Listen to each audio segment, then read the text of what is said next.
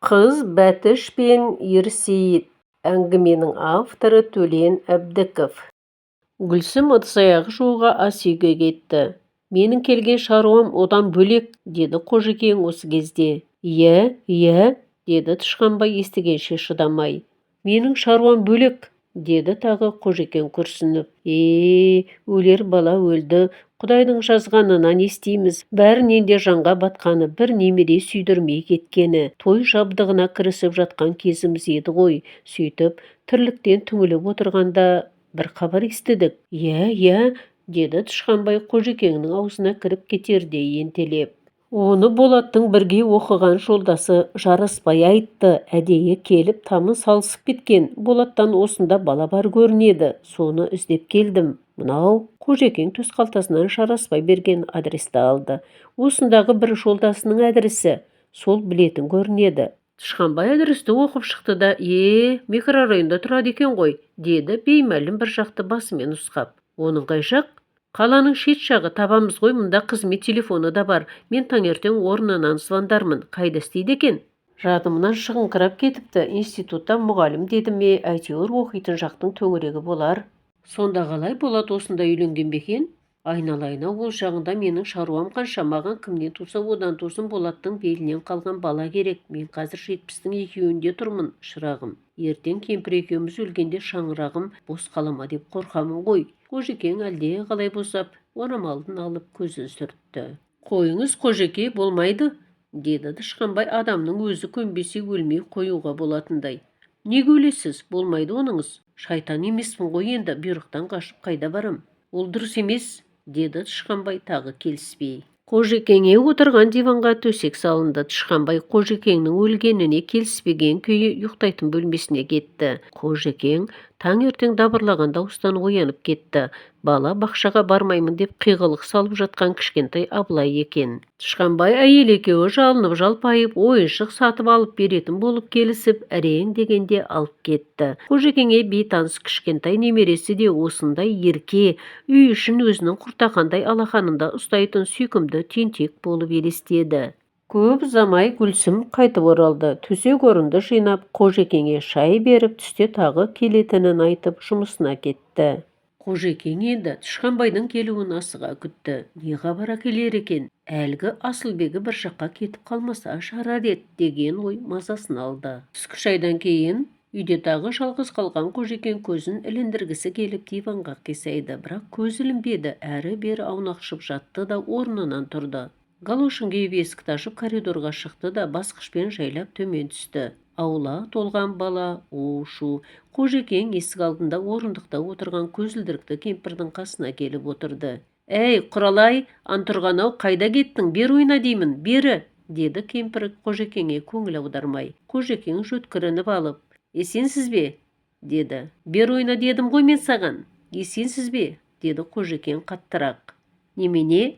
Ойбай-ау, есенсіз бе деймін, деді Қожекең айқайлап. Кемпір сәл-пәл ойланып, жақсымысыз, деді ақырын ғана. Кемпірдің құлағы ауыр екенін түсінген Қожекең тақалып отырды. Нешедесіз, бәйбіше? Деді әлден соң әңгіме қозғап. Шүкір, деді кемпір бетімен лағып. Нешедесіз деймін, Бәтір-ау? Иә, 60-тың 8-індемін, жылым тышқан ғой. Неше балаң бар? Елде үлкен ұлым бар, қыздарым бар. Міне бір кенжем қолыма кел деп болмаған соң, кемпір қолымен үйдің жоғарғы қабатын көрсетті. Келе қалып ем, Құдай сақтасын, міне бір балалары жер-көкке тұрмайды. Не болғанда да өзіңдікі ғой. Құдая, өлер болдым, деді кемпір самбырлап. Ойбай, апа, өзім асыраймын, сүтіңді ақтаймын, әлгі немене қарызыңды өтеймін. Иә, менен қашан қарыз алып жүргенін. Сөйтемін де бүйтемін деп қояр да қоймай алып келгенге, мен қайдан білейін бүйтіп бала бақтырып қоятынын. Бар болған соң шалқаясын ғой, бәйбіше. Жоғалсынар, енді қалған ғұмырымды осылардың баласын бағып, басымды қатырар жайым жоқ. Етегім елпі, жеңім желпі болып өздерін өсіргенім жетер. Енді миымды ашытпа, Құдай шебер, аулақ, деп кемпір тап бір миын Қожекең ашытып отырғандай қолын сілтеп кейін ыстырылып отырды. 4-5 шамасындағы сары шашты қыз жүгіріп кемпірдің қасына келді. Еркелеп сүйкене бастады. Жоғалшы әрі.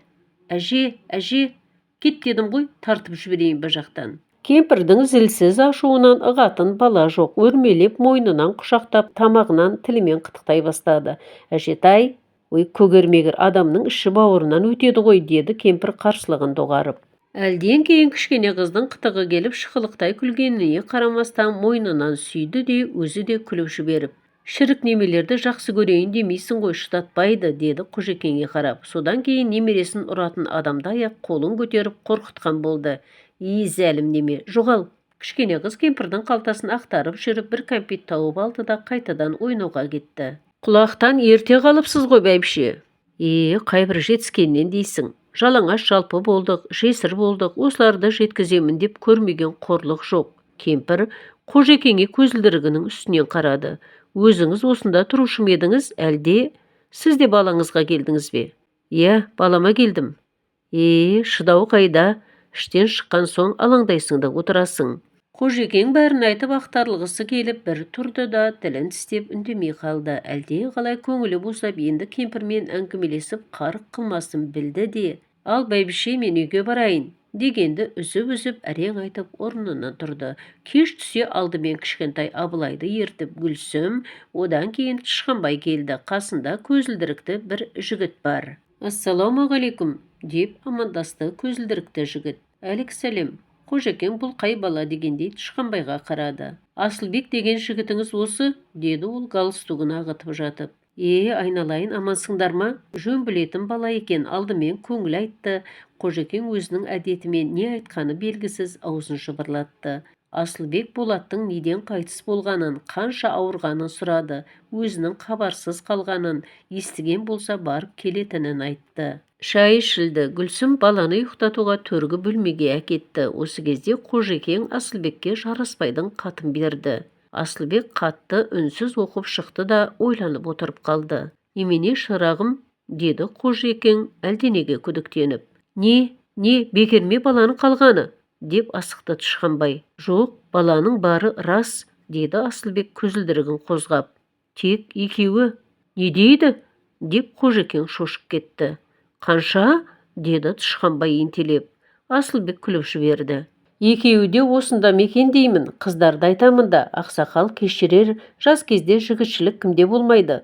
Болат сұлу жігіт еді, қыздар соңынан еріп жүретін, солардан бала бар деп естігем. Дәлдеп айта алмаймын. Шырағым-ай, 10 бала қалса да көпсінейін деп отырғаным жоқ, деді Қожекең алғашқы күдіктен кейін түсі жылып.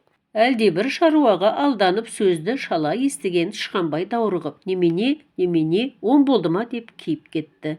Мынаның жаңғалағын-ай, деді іштей Қожекең еріксіз жымиып. Жоға, деді Асылбек күліп. Ал енді қарғам, сөздің тоқ етері мені қалайда жүздестір, деді Қожекең қалтасынан шақшасын алып жатып. Жарайды, ертең хабарласайын, біреуі ресторанда істеуші еді. Болса, өзім келіп сізді алып кетермін, сөйте ғой айналайын. Келесі күні Асылбек түс кезінде келді. Аға, киініңіз, деді ол келе салып. Тезірек барайық, кім біледі бір жаққа кетіп қалама. Қожекеңнің жүрегі дүрсілдеп кетті. Ұшып тұрып киіне бастады. Сыртта машина күтіп тұр екен. Алла, жақсылығыңды бере көр, деп сиынды отырып жатып. Машина жоғарыдан төмен шынылап тастаған үлкен ресторанның алдына әкеп тастады. Асылбек Қожекеңді 3-ші қабаттағы оңаша бөлмеге ертіп кіргізді. Қазір келеді, деді Асылбек столға отырғаннан кейін. Осы жерден тамақ жейік, тамақ үстінде әңгімелесе береміз ғой. Алдына аппақ алжапқыш байлаған, шашын қарқарадай қоқырайтып қойған жап-жас орыс қызы келді. Асылбек стол үстінде жатқан 2 бет қағазды алып тамаққа заказ бере бастады. Даяшы қыз айтқанның бәрін қағазға жазып алып кетіп қалды. Осы ғой, деді Асылбек қыз кеткен жақты иегімен нұсқап. Қожеке түсінбей Асылбектің бетіне қарады. Аты Валя. Болаттың маған айтып жүрген адамының бірі осы, сөйлесіп көреміз ғой. Қожекең не дерін білмей қалды. Ол бейтаныс келінім орыс болар деп ойламаған еді. Әрі-сәрі біраз отырғаннан кейін, мейлі ғой, деп бекіткен болды көңілін. Осы заманда орыс әйел алғандар аз ба? Ауылдағы Тырғайдың жаман ұлы да орыстан алды. Түгі де жоқ. Балалары қандай сүйкімді. Тамақ үстінде Асылбек Валяны қастарына шақырды. Валя алдында Асылбектің айтқан сөздерін түрегеп тұрып тыңдады. Артынан жүзі әлде қалай өзгеріп таңырқағандай бір түрмен столға отырды. Қожекең олардың сөздеріне түсінбей, бет қимылдарына, көз қарастарына жалтақтап қараумен болды. Алдымен Асылбек ұзақ сөйледі. Содан кейін енді сен не айтасың дегендей Валяның бетіне қарады. Анау көз шарасы кеңейіп, әлденеге үрейленгендей жүзі сұрланып үнсіз қалды. Болаттың қазасын естіген болар, әлден уақытта төмен қарап отырып бірдеңе дегендей болды. Асылбек тағы да ұзақ сөйледі. Қожекеңді көрсетті. Валя бұрылып Қожекеңге қарады. Қожекең айтып жатқанның бәрі рас дегендей басын изеді. Валя стол үстіндегі майлық қағазды уқалап тағы да үнсіз қалды. Кенет басын көтеріп Асылбекке тура қарап басын шайқады. Тек Қожекеңнің санасын әлдене қарып өткендей болды. Жүрегі өрекпіп көмек сұрағандай Асылбекке қарады. Оның түрінде де жақсылықтың нышаны жоқ секілді. Валясы құрғыр, безеріп бас шайқауын қояр емес. Асылбек қолының арасында айналдырып отырған сіріңкесін столға лақтырып тастап, шегініп отырғанда Қожекең істің енді оңға баспайтынын сезді. Не дейді? Деді дауысы дірілдеп. Көнбей тұр. Бала түгіл тіпті ешқандай байланысымыз да болған емес деп мойындамайды. Апырмай, қарағым-ай, деп күңіренді Қожекең қыздың қазақшаға түсінбейтінімен шаруасы болмай. Біздей ғаріптің көз жасына қарасаң болмады ма? Алла тілеуіңді бергір-ай, жасым 70-тен асқанда ит өлген жерден ит жанымды сүйретіп келіп ем. Жібімедің-ау, шырағым-ай. Асылбек тамақтың ақшасын төледі. Қожекеңді сүйемелдеп орнынан тұрғызды. Қожекең сыртқа қалай шыққанын, үйге қайтып жеткенін сезген жоқ. Жүрегін аузына тыққан сол бір үрей тағы да тынысын тарылтты. Түні бойы көз ілген жоқ. Өстіп бәріне де түңіліп отырғанда әлгі Асылбек апақ-сапақ екі кештің арасында тағы жетіп келді. Қожекең әлде қалай абдырап, ал балам, төрге шық дей берді Асылбектен көзін алмай. Аға, киініңіз, деді Асылбек ентігіп. Шыққан соң айтармын. Қожекеңнің шықпаған жаны қалды. Апыл-ғұпыл киініп қалу үшін сірісінен баса киіп сыртқа шықты. Асылбек тағы да машинаны ресторанның алдына тоқтатты. Рестораннан басқа жерде әңгімелесуге болмай ма бұларға деп ойлады Қожекең. Асылбек есік алдында тұрған көк көйлекті әйелге қолын беріп амандасты. Ғафу ет, кешігіп қалдық. Оқасы жоқ енді, ішке кірмей қояйық. Асылбек ойланып қалды. Ал, жарайды, онда анау орындыққа отырайық. Қожекең келіншектің жүзіне қарады. Бетінде кішігірім түйме деймеңі бар қараторы әдемі келіншек екен. Қазақша тәрбиеленген бала секілді. Тілі жатық, ибалы. Сәуле, деді Асылбек жақындай отырып. Біздің келген шаруамыз мынадай. Мына кісі Болаттың әкесі. Болаттың өзі қайтыс болып кетті. Келіншектің ах деген дауысы шығып кетті. Енді ол о дүниелік адам, оған деген ренішіңді ұмыт, өлім бәрін жуады. Келіншектің қуарып кеткен жүзін көріп Асылбек үндемей қалды. Сәуле бетін басып ұзақ отырды. Әлден соң басын көтеріп Қожекеңге қарап, қазасы қайырлы болсын, деді ақырын ғана. Қожекеңнің жүрегі шым ете қалды. Көзіне тірелген жасты білдіртпей, өзіне тән әдетпен аузын жыбырлатты. Бір шаңырақтың астында шал мен кемпірден басқа ешкім қалмады. Болат үйленбей кетті. Асылбек келіншектің бетіне қарады. Сенің Болаттан балаң бар екенін мен жақсы білемін. Арадағы болған істің ақ-қарасын талқылап жатудың мүлде реті жоқ. Болаттан бір түйек қалды дегенді естіп, сонау елден келіп қаңғып жүр мына кісі. Не айтасың? Сәуле әңгіменің бұлай оралып өзіне соғарын күтпеген тәрізді. Сұп-сұр жүзі күреңітіп сала берді. Сен дұрыс түсін, деді Асылбек. Үлкен кісінің бұл арада жазығы жоқ. Саған баланың керегі жоқ деп айта алмаймын. Бірақ сенің өмірің алда, ал мына кісінің ендігі ғұмыры тек соған тіреліп отыр. Түсінемісің? Мен бәрін де түсініп тұрмын, деді Сәуле дауысы дірілдеп. Мен түсініп тұрмын, Асылбек. Өткен күндер өтті ғой, бәрі де ұмытылған. Менің Болатқа деген өкпем де жоқ, бірақ мен баланы сақтап қала алмадым. Жастан асқанда қайтыс болды. Өсіргім келіп еді, қолымнан келмеді. Жападан жалғыз не жұмысқа тұрарымды, не балаға қарарымды білмей көп азап шектім. Дені дұрыс пәтер де табылмады. Балаға да, өзіме де суық дейді. Сөйтіп, үшеуі де үнсіз қалды. Қожекең қалтасынан орамалын алып сіңбірген болды. Аузындағы кермек дәмнің көз жасы екенін түсінген кезде барып орамалын көзіне апарды. өлімнің орнын толтырамын деп жүріп, екінші өлімді естірмін деп ол тіпті ойламаған еді. Аты кім еді? Деді бір кезде дауысы қарлығып. Кімнің? Сәуле түсінбей Қожекеңе қарады. Баланың аты кім еді деймін. Атын Болат деп қойған ем. Бәрінен де батқаны. Сәуле көңілі болса кішкене сөмкесінен орамал алды. Жерлесетін бір адамның болмағаны. Көрші әйелге жалынып, екеулеп әрең дегенде көміп қайттық. Бар болғаны сол, деді кенет келіншек нық дауыспен.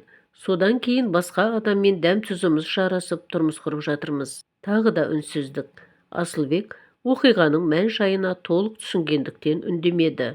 Қожекең жүрегін сырқыратқан жаңа уайымнан әлдебір ризашылықтан, аяныштан іші толып бірдеңе айтқысы келіп еді, бірақ соның бәрі соншалықты күрделі болғандықтан аузына лайықты сөз түспеді.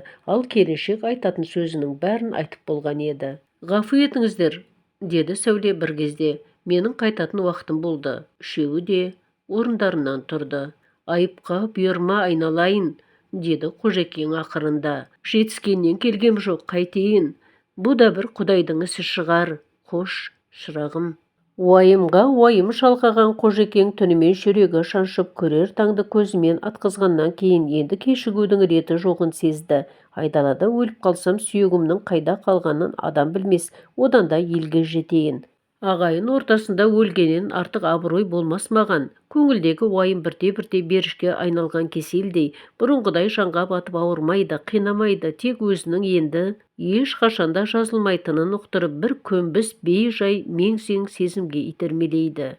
Асылбектің үйі қонаққа шақырған күні Қожекең Тышқанбай барып алып келген самолеттің билетін 4 бүкте пешментінің қалтасына салып, аузы қайта ашылып кете берген чемоданының белінен жіппен шандып байлап, қазір жүріп кететіндей диван үстінде қаздиып отырғанда қойған. Екінді шамасында Асылбек келді. Қожекең де апыл-ғұпыл киіне бастады. Асылбек жұмыстан әлі келмеген Тышқанбайларға қағаз жазып қалдырды да Қожекеңді тысқа алып шықты. Машинаға отырған кезде алдымен бір жерге соғайық, деді Қожекеңе бұрылып. Шырағым, машина әлде қандай есік алды сапырылысқан адамға толы биік үйдің алдына тоқтады. Асылбек есік алдына барып біреулермен ұзақ сөйлесіп, ақыры Қожекеңді ішке кіргізіп алды. Мынауың тағы да ресторан ба, шырағым-ау, деді Қожекең қан базардағыдай сеңдей соғылысқан халықты көріп. Иә, сол ресторан секілді, бірақ мұны бар дейді. Ішімдік ішетін жер ғой. Осы жерде қазір біреумен сөйлесіп көреміз. Тағы бір бағымызды сынап көрейік. Сәтін салса. Қожекеңнің жүрегі дүрсілдеп ала жөнелді. Е Алла. Бұлар бұрыштағы столға отырды. Тағы да бір даяшы қыз келді, заказ берілді. Біраздан соң Асылбек орнынан тұрып сымға қонған қарлығаштардай сатушының төңірегінде қаз-қатар тізіліп отырған жұрттың арасына барды. Әлдекіммен шұқшиып ұзақ сөйлесті. Арақ иісі, темекі түтіні, у-шу болған радио үні Қожекеңнің басын айналдырды. Әлден соң бей басталды. Қыз екені, ұл екені белгісіз, ұзын шашты біреулер ортаға шығып алып, ұстамасы бар адамдай селкілдеп, аяқ қолдарын сермеп, өздері жұлып жеп тайраңдап жүр. Ойбай, мынау не пәле, деді шошып кеткен Қожекең. Бей ғой, деді Асылбек отырып жатып. Әмірі күшті Құдай. Қожекең әлдекімдердің сүйісіп жатқанын көріп көзін тайдырып әкетті. Жастардың көңіл көтеретін жері ғой. Бәрекелді шырағым, көңіл көтергенге не жетсін. Даяшы столға бір бөтелке шампан қойды. Қарғамау, мынауың не? Деді Қожекең Асылбекке таңырқай қарап. Қазір іздеген адамымыз келеді, соған алдым. Би біткен кезде шын ойнақтың ішінде айрықша көзге түсіп, аласұрып жүрген ақ шалбарлы қыз Қожекеңдердің столына қарай жүрді. Өзі мастау секілді аяғын ырғалып басады. Мына пәле қайтеді, деп тіксініп қалды Қожекең. Асылбек орнынан ұшып тұрды. Гүлсім, кәне төрге шық, күтіп отырмыз. Гүлсім екі ортадағы орындыққа сылқ етіп отыра кетті. Мұның кім екеніне түсінген Қожекең басын көтеріп, оның бетіне тура қарады да қыздың сұлулығына қайран қалды. Апырмай, ажары келіскен бала екен, осынша құр болғанын қарашы. Гүлсім, деді Асылбек қызға көзімен Қожекеңді көрсетіп. Мына кісі Болаттың әкесі. Деді Гүлсім кісі сыйлаудан қалған мастарға тән дөрекі үнмен. Привет, старик. Очень рада вас видеть. Гүлсім, деді Асылбек ренішті үнмен. Үлкен кісімен бұлай сөйлесуге болмайды ғой. Үлкен кісіге мен емес, баласын жөндеп алғаны пайдалырақ болатын еді. Гүлсім, ладно. Қожекең қыздың мына мінезін көңіліне ауыр алды. Япырмай, осынша шектен шығуға бола ма екен? Асылбек бокалдарға шампан құйды. Содан кейін қызбен соғыстырып, өзі бір жұтты да бокалын жылытқысы келгендей қос қолдап ұстап тұрып, Гүлсім, деді тағы да, сен бұлай сөйлесуге тиісті емессің. Біріншіден, Болат пен екеуіңнің араңдағы оқиғаға бұл кісі жауап бермейді. Екіншіден, бұл кісі жалғызынан айырылған жарым көңіл адам. Болат қайтыс болды. Гүлсім сәл ойланып қалды да, сол үшін, деді бокалын көтеріп. Қожекеңнің төбе шашы тік тұрды. Тізелері дірілдеп кетті. Қой, шырағым, мен кетейін, деді дауысы қалтырай. Асылбек Қожекеңді әрең тоқтатты. Сабыр етіңіз, Қожеке, не болғанда да шаруамызды бітіріп кетейік. Қыз бокалын түбіне дейін сіміріп ішті де столда жатқан сигаретті алып асықпай тұтатып аузынан сақиналап түтін шығарды. Қожекең басын көтеріп, оның осыншалық сұлу жүзін көргенде тағы таң қалды. Жасаған адам баласын мінсіз ғып тудыра береді екен-ау, неге бірақ осынша қара жүрек болды екен? Біздің сөзіміз мынау, Гүлсім. Асылбек те сигарет алып тұтатты. Болат үйленбей қайтыс болды. Өзі бір шаңырақтағы жалғыз бала екен. Мына кісі Болаттан бала бар екен дегенді естіп келіп отыр. Бұл кісінің уайымын сен екеуміз түсінбейміз. Ал менің уайымымды түсінетін адам бар ма? Деді Гүлсім тілі күрмеле. Неге жоқ? Сен түсінесің бе? Мына кісі түсіне ме? Жоқ, ешқайсысы да. Жұрттың бәрі бірдей қатыгез емес қой. Болмай-ақ қойсын. Мені бақытсыз етуге бір адамның қатыгездігі жетіп жатыр. Гүлсім шайқалақтап орындыққа шегініп отырды да қайталап, қайтыс болды, деді кекеткен үнмен. Подумаешь, мен де қайтыс болғам. Қожекеңе тесіле қарады. Сенбей тұрсыз ба? Баяғыда қайтыс болғам. Ал мынау саусағымен кеудесін түртті. Басқа адам, мені өлтірген сіздің балаңыз. Гүлсім, Асылбек қолынан ұстап оны өзіне қаратты. Сен тым болмаса бізді тыңдасаңшы. Гүлсім тыңдауға келіскенін білдіріп ілгері жылжып отырды.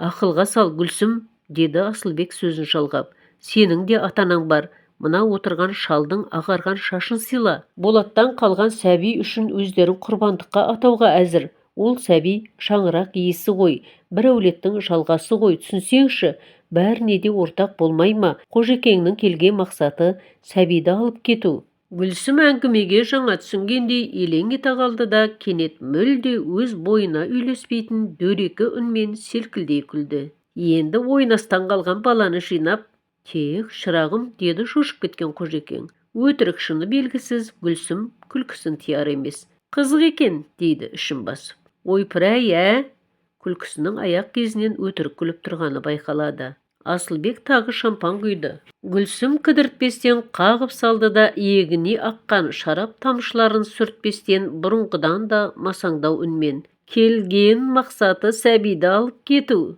деп кекетті.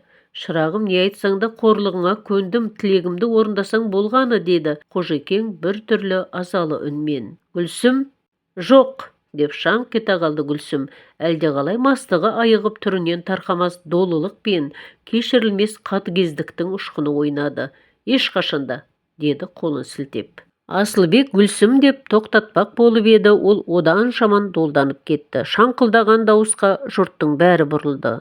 Тыңдамаймын ештеңені, деді Гүлсім біреуді тырнайтын адамдай ашына айғайлап. Сендердің көкейлеріңді тесіп бара жатқан өз қамдарың. Шаңырақ керек, бала керек сендерге.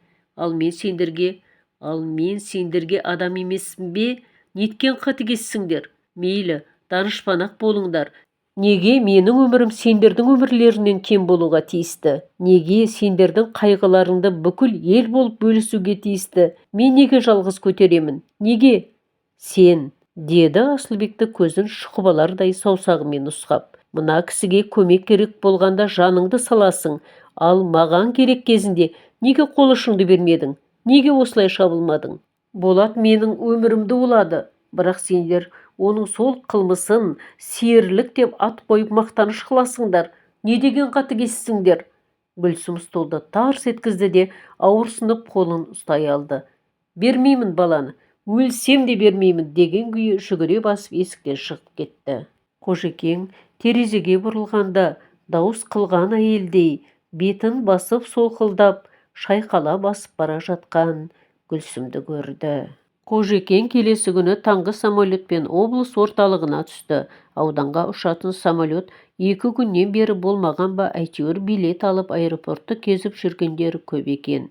Қожекең тура алған билеті кейінге қалды, бірақ іле-шала келген почта самолеті қалған жұртты тегіс отырғызды. Тіпті соның өзі дұрыс болыпты. Ұшқыш жігіт Қожекеңді почтамен бірге дәл аулының үстіне тастап кетті. Почта алуға келген жас бала Қайырбектің ұлы Қожекеңнің қайдан пайда болғанына түсінбей, бумаларын жинап жүріп көзіне түскен кепкасының астынан қайта-қайта қарай береді.